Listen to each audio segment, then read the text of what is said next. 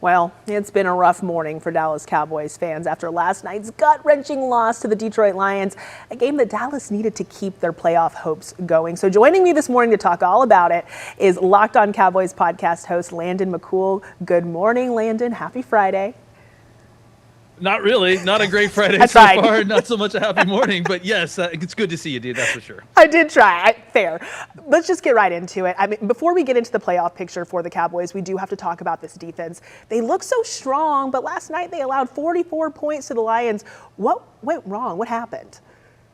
You know, it looked a lot like it looked before the Quinnen Williams trade, right? It felt a lot like the defense that we had seen earlier in the season, where they weren't able to get the rush that they needed on the quarterback. The linebacker play was extremely subpar, and they were playing, a lot of off coverage, and the Lions were beating them in the short game consistently, and they didn't really seem to do anything about it. And I will add in, too, that the defense was very poor, but they also got hurt by the special teams. I don't know if anyone else noticed this, but Detroit was getting incredible field position all night long.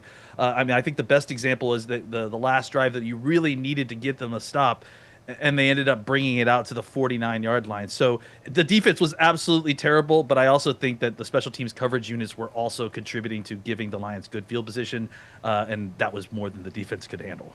And I do want to talk about the offensive end, too. It seemed like at times Dak and the unit moving the ball down the field, but still struggling to find the end zone. And CeeDee Lamb went down with a concussion. I mean, how did all of this play into last night's result?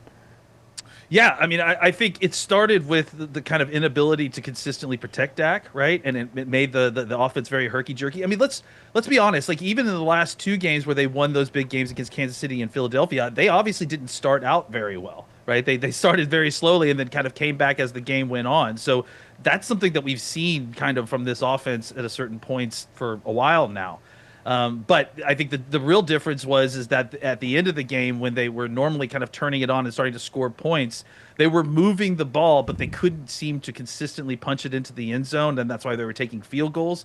And you can't take field goals against a team like the Detroit Lions because they're going to put points up on the board, as indicated with the results last night. All right, last question before we let you go, Landon. The Cowboys had to win this game to stay alive for the playoffs. They still have a chance, but how much help do they need? What are the chances at this point?